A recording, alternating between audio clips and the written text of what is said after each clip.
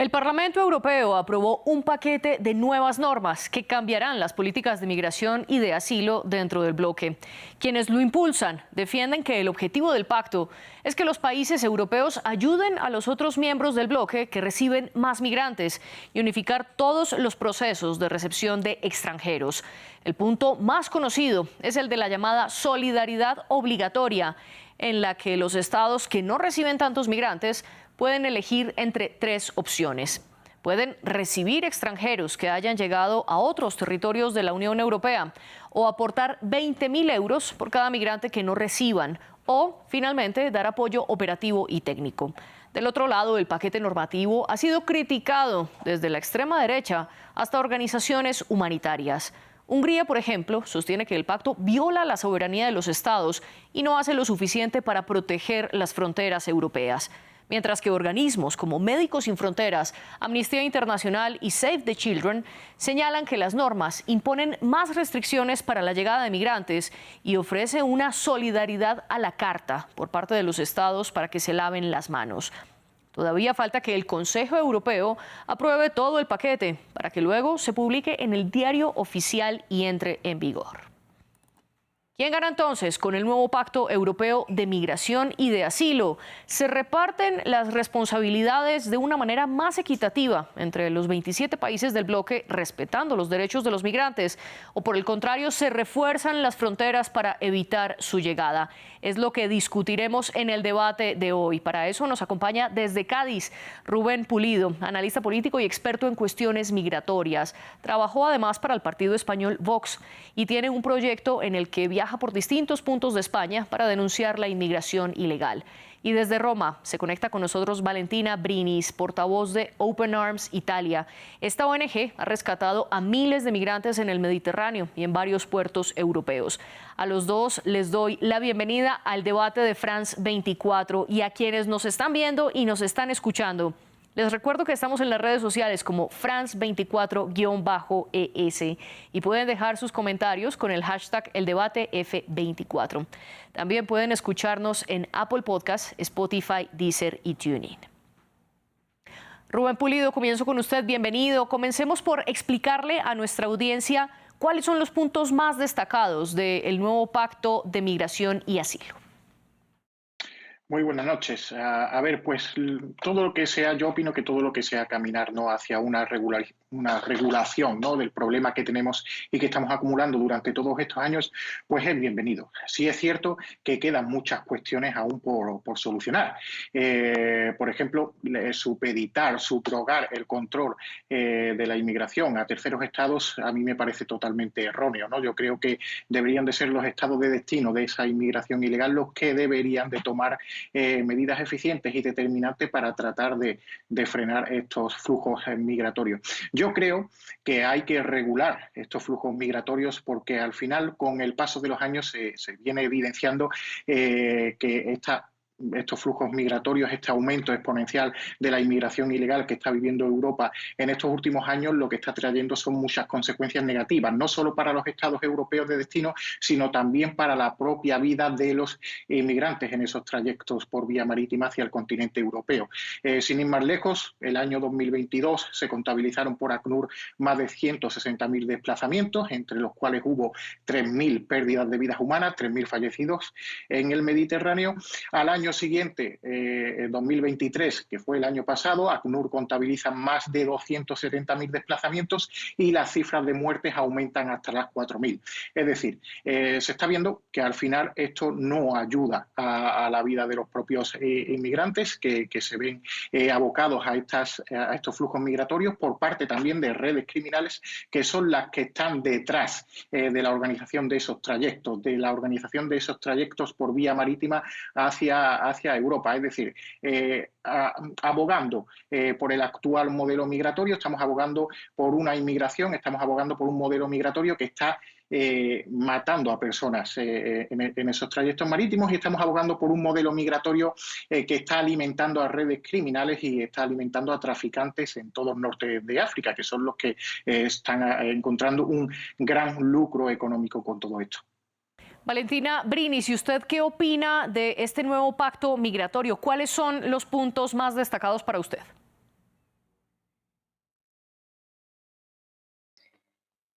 Sí, contestamos el camino que hacía la redacción pacto, porque es un acuerdo que no ha tenido en cuenta la opinión de la sociedad civil, especialmente la sociedad civil que trabaja en el Mediterráneo central. El grupo de contacto sul search and rescue, sulla búsqueda y salvamento della Commissione Europea che si ha puesto en marcha nel 2021 nunca escuchó a las ONG que trabajan en el Mediterráneo central, con la consecuencia que ahora en ninguna parte del pacto se menciona la protección de la vida en el Mediterráneo, en el mar en general, pero en el Mediterráneo central, que es el nuestro principal objetivo. Y tenemos que recordar que cada día en el Mediterráneo más de 2 personas pierden la vida. Esto es el principal punto que vamos a contestar. En general, vamos a recordar que no hay equilibrio entre la necesidad de la frontera y la protección de la vida de quienes la cruzan. Sí, usted señala la importancia de proteger la vida, Rubén, mientras que su discurso está más enfocado en sostener que la migración está soportada por redes criminales. ¿Cómo ese modelo migratorio se preocupa o no por la protección de la vida de quienes llegan a las fronteras europeas, Rubén? Es totalmente correcto lo que valga la redundancia, lo que ha citado, ¿no? Detrás de todos estos flujos migratorios hay redes criminales. Y no lo digo yo, lo dicen diversos operativos policiales. Y estas redes criminales encuentran un lucro económico. Por otra parte, la magnitud que ha ido cogiendo, la fuerza que ha ido cogiendo y el aumento exponencial que se ha producido de la inmigración ilegal hacia el continente europeo es totalmente insostenible, por cuantificarlo de alguna forma. Desde el año 2015 hablamos de más de 3,5 millones de desplazamientos. Y esto no es algo que me lo estoy inventando yo. Esto es algo que lo recogen cifras de Frontex y cifras del Alto Comisionado de las Naciones Unidas para los Refugiados. Hablamos de más de 3 millones. Hablamos de una población equivalente a Uruguay, a Puerto Rico, Bosnia-Herzegovina o Eritrea, ¿no? Para que nos hagamos una idea. Esto es totalmente insostenible y estamos viendo en muchos puntos calientes de la inmigración ilegal, como Lampedusa, como las Islas Canarias, que las autoridades y los gobiernos no pueden absorber esta presión migratoria. De ahí que una de las medidas de este pacto de asilo y de este pacto europeo sean las cuotas de reparto. Pero claro, las cuotas de reparto hay países como Hungría, como Eslovaquia, como Polonia, que no lo reciben como una buena noticia, porque obviamente son países que están luchando determinantemente contra la inmigración ilegal y que se le imponga de alguna forma inmigración que no ha entrado directamente a sus países, pues no lo ven con buenos ojos. Y es totalmente lógico. Por eso este pacto de asilo en estos momentos tiene sus luces y sus sombras. Sí que es verdad que es un camino positivo hacia la regulación, pero todavía faltan muchas otras cuestiones que abordar. Y yo creo que ese modelo de contención migratorio basado en las cesiones económicas a terceros estados, en las cesiones económicas a esos países de tránsito de la inmigración ilegal, yo creo que es erróneo, porque al final terminamos siendo presos de esos países. Es decir, cuando esos países quieren contener la inmigración, de alguna forma extorsionan a Europa, es decir, piden dinero a Europa para poder contener la inmigración. Entonces, al final entramos en una espiral muy peligrosa en la que estos estados pueden monetizar y pueden utilizar la inmigración como arma de presión política. Y precisamente usted, al mencionar las luces y las sombras del pacto, menciona dos de los puntos que han sido más criticados. Uno, la repartición de la presión migratoria en toda la Unión Europea, y dos, la tercerización de las responsabilidades en esta materia migratoria por parte de la Unión Europea. Hasta ahora, el bloque ha tenido acuerdos con Túnez, Mauritania y Egipto para darles dinero a cambio de que en esos países intenten frenar el flujo de migrantes. Y aunque no ha habido un acuerdo formal con Libia, la Unión Europea sí le ha dado más de 50 millones de euros desde el 2017, a pesar de que la misma ONU ha denunciado que los guardacostas libios han torturado, violado y esclavizado a los migrantes. Valentina, en este sentido, ¿qué hace el pacto frente, uno, la repartición de esta presión migratoria y dos, la tercerización de las responsabilidades de la Unión Europea?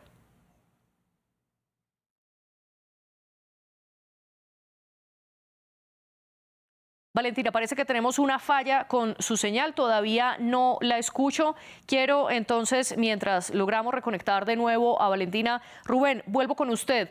De nuevo, usted habla de la inmigración ilegal y lo que hay detrás, pero ¿qué hay del derecho, por ejemplo, a solicitar asilo? ¿Se prohíbe entonces o se endurecen las medidas para evitar la llegada de extranjeros a la Unión Europea con este pacto? Claro, otra de las cuestiones, ¿no?, que ha evidenciado ACNUR durante todos estos últimos años es que una inmensa mayoría, en algunos casos incluso llega a superar el 70%, más del 70% de esa inmigración ilegal no tiene finalmente derecho a asilo y a protección internacional. Es decir, no se consolida y no entran dentro del marco de condiciones de Europa en la situación de ese inmigrante. Si recibe, por ejemplo, España un grueso de inmigrantes ilegales procedentes de territorio marroquí, obviamente en Marruecos en estos momentos no hay ningún tipo de persecución política o ningún tipo de guerra que motive en muchos casos la protección internacional o el asilo. Entonces, se está evidenciando a través de estas estadísticas de ACNUR, del Alto Comisionado de las Naciones Unidas para los Refugiados, pues que evidentemente muchos de ellos no precisan, es decir, que es una inmigración puramente económica, y esto se quiere combatir de alguna forma, y por eso se están endureciendo lo que son las peticiones de asilo y de protección internacional, porque se está evidenciando que al final una inmensa mayoría no entra en el marco de esas peticiones. Lo que se quiere evitar es que salgan beneficiados pues estos inmigrantes económicos y que finalmente lleguen a territorio europeo personas que realmente lo necesitan. Valentina, ya que retomamos la conexión con usted, quiero preguntarle entonces sobre, uno, la repartición de los migrantes dentro de los 27 países del bloque y dos, la tercerización. ¿Qué pasa con este nuevo pacto en esos dos puntos? Sí, por lo que pasa con la primera pregunta, nosotros estamos un poquito preocupados porque en realidad no es una repartición, porque los estados, no hay un mecanismo de solidaridad vero, porque los estados pueden decidir si tomar o menos las personas, en cambio puede dar dinero cuando no lo vas a acoger. Esto no es un mecanismo de solidaridad. Esto tendrá que tener problemas por los estados como Italia o como España o como Grecia. Voy a recordar que en Grecia hay un mecanismo que es muy similar a lo que hemos aprobado ayer con el pacto. La gente está bloqueada en las islas hace años. El año pasado nosotros como PENAMS fuimos a visitarlos, los supervivientes del naufrague que pasó en junio. Estas personas hicieron una procedura acelerada para la pregunta de asilo y fueron, después de 7 días, fueron fuera de la acogida. La gente que tenía trauma, que ha sufrido el trauma del naufrague. La protección que la Unión Europea quiere dar a estas personas, a los migrantes en general y sobre todo a las personas que van a preguntar asilo. Nosotros no estamos de acuerdo. El mecanismo del tercer país depende de quién son de cuáles son esos países, porque es que donde los derechos humanos no vengan respetados. Es muy difícil tener una opinión muy clara sobre esto, porque hasta ahora no me parece que el mecanismo del tercer país ha funcionado.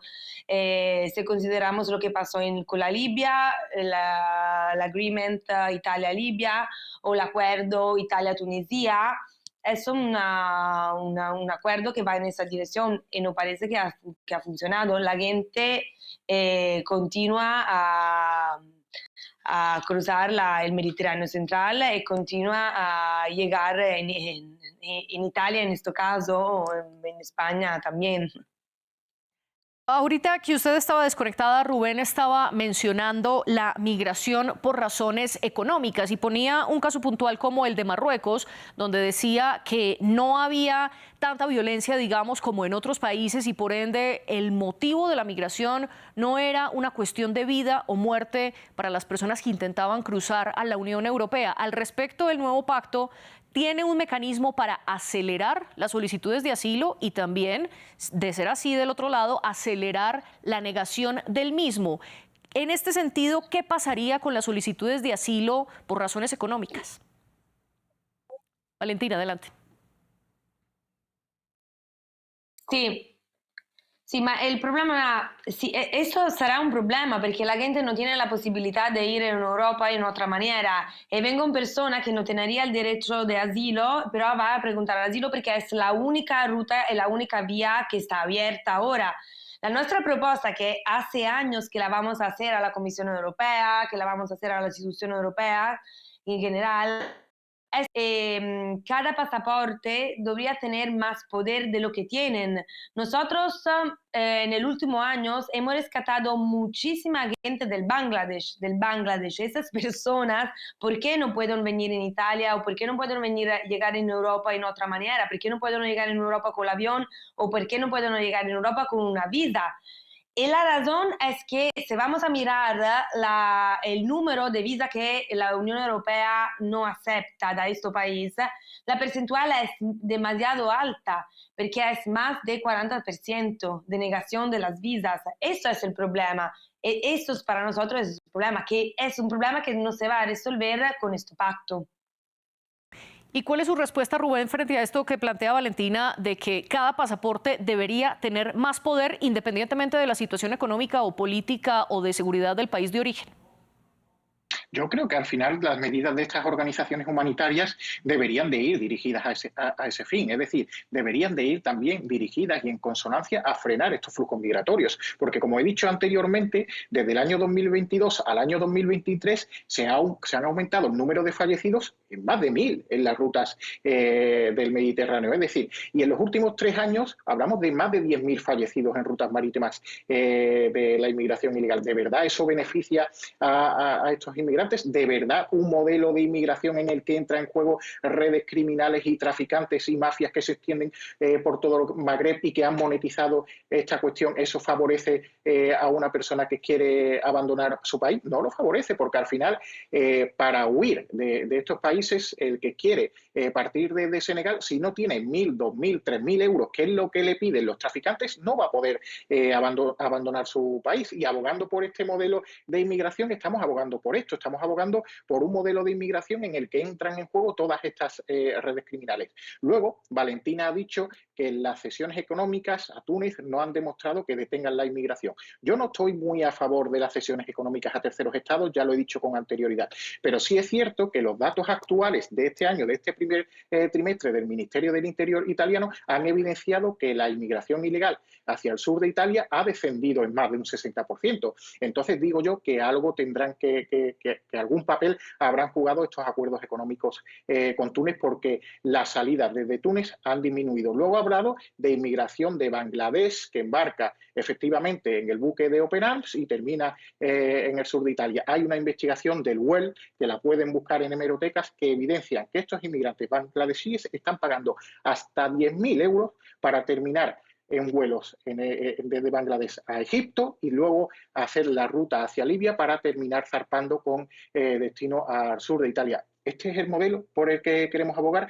el modelo basado en la monetización de la inmigración ilegal, el modelo basado en el juego de traficantes y redes criminales por todo el Magreb, el modelo basado en miles de muertes cada año. Yo lo veo totalmente un despropósito y una temeridad abogar por un modelo de inmigración así, porque no hace ningún favor a todas estas personas. Valentina, ¿y cuál es su réplica frente a este modelo de migración que está planteando Rubén y sobre todo así la tercerización de las fronteras ha servido o no? Sí, ma io non penso che nostra presencia nel mar va a valorar esto modelo de migración, porque la gente, si vamos a hacer el ejemplo del Bangladesh, la gente del Bangladesh llega sola cuando estamos y cuando no estamos nosotros, porque la ruta es lo que ha descrito Rubén, está exacto, la ruta es esta.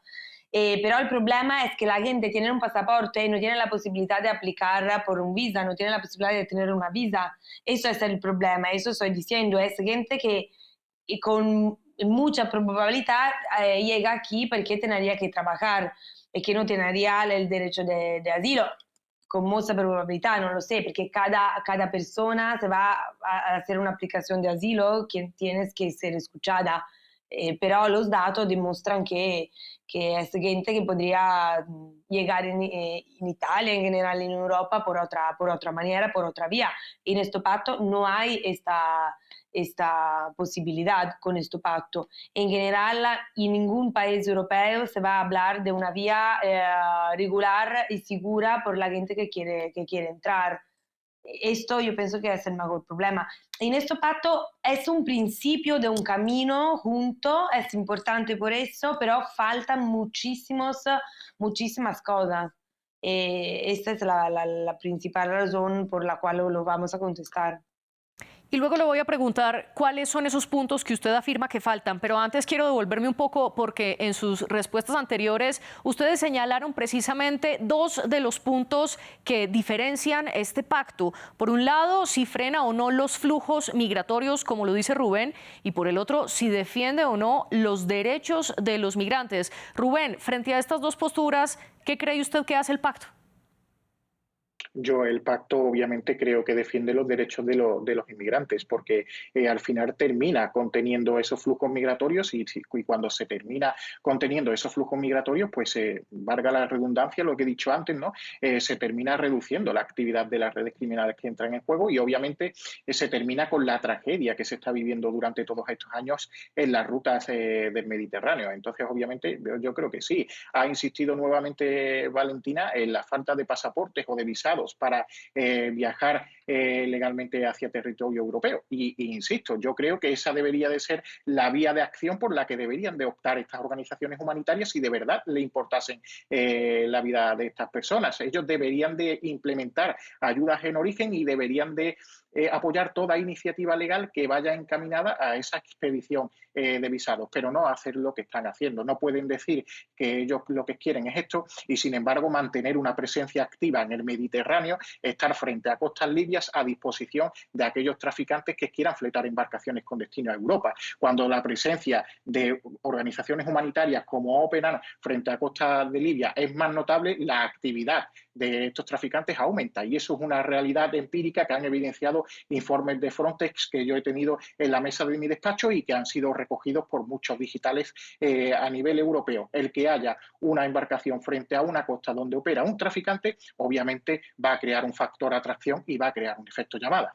Usted entonces critica, por un lado, la acción de Open Arms, la ONG para la que trabaja Valentina, y dos, afirma que el pacto contiene los flujos migratorios y de esta manera defiende los derechos humanos de los migrantes y los solicitantes de asilo. Valentina, ¿cuál es su postura al respecto? Tengo que precisar que la realidad empírica es muy diferente y demuestra exactamente el contrario, que cuando estamos en el mar no hay factor de atracción. Esto es muy claro, lo han demostrado muchísimos estudios, especialmente muchísimos reports a nivel universitario. Si quieres, se lo puedo pasar.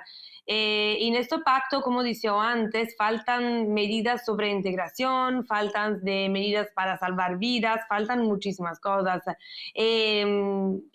Nosotros hemos intentado muchas veces de hablar, hablar muchas veces con la institución europea, con la Comisión, hemos hablado con el gobierno de Alemania, porque es el único que me ha escuchado. Hemos hablado con muchísimos parlamentarios europeos porque por intervenir en estos pactos hemos hecho muchísimas propuestas, pero nunca hemos buscado al final, en el texto final del pacto. Esa es la realidad, porque como decía antes, es un acuerdo que no ha tenido en cuenta de la opinión de la sociedad civil, ha tenido solo en cuenta la opinión de los estados. Esa es la realidad. Ahora usted se adelanta a lo que le quería preguntar, que según su visión, ¿qué era lo que le faltaba al pacto? Ya mencionó dos puntos. Uno, más medidas de integración y dos, medidas para proteger las vidas de los migrantes. Quiero preguntarle concretamente qué cambia el pacto para los migrantes y los solicitantes de asilo que lleguen a territorio europeo, porque una de ellas es la figura de la no entrada, que no se considera que una persona ha llegado a la Unión Europea hasta que un Estado verifique que esa persona está allí y autorice su entrada a la Unión Europea. ¿Qué cambia entonces en las fronteras con este nuevo pacto, Valentina? Para nosotros el punto más importante es un otro. El punto más importante es la procedura acelerada de asilo, porque como decía antes, tenía una experiencia más muy clara y muy larga en Grecia que demuestra que esa procedura no va a funcionar. Eso es para nosotros es el punto más, más duro y que ahora vamos a ver cómo se puede implementar y cuál es la consecuencia. Y nosotros vamos a pensar que con lo mismo dinero, con la misma energía, se podía implementar muchas cosas por la acogida y muchas cosas por la integración que no se está haciendo, especialmente en algún país. En algunos países. Yo puedo hablar de Italia muy bien. En Italia esto no se está haciendo. Y la gente, después que han hecho un periodo en Italia, en Grecia también, y la gente, luego que han pasado el periodo de acogida, están en la calle porque no han aprendido, en este caso italiano, no han aprendido el idioma, no tienen trabajo, es muy difícil que estén regular. Esta es eso es el problema. Y la Italia, ma como la Grecia, como otros países europeos, no tienen la posibilidad de repatriar la gente porque no tiene acuerdo con los países. Y en este pacto, esto es un punto que hay, pero es un punto que es muy difícil imaginar cómo lo van a implementar. No lo sé, tenemos que hablar en un año, no lo sé ahora, es muy difícil imaginar qué efecto podría haber esto. Además de falta de claridad sobre cómo va a ser la repatriación, Rubén, quiero preguntarle a usted, ¿el pacto qué cambia dentro de las fronteras de la Unión Europea? Pues el pacto cambia obviamente que hay un camino hacia la regulación, ¿no? Hay un camino hacia la regulación después de, como he dicho con anterioridad, después de muchos años en los que se está viendo que la inmigración ilegal está aumentando de forma exponencial y que está siendo insostenible, ¿no? Para muchos de estos países de destino, ¿no?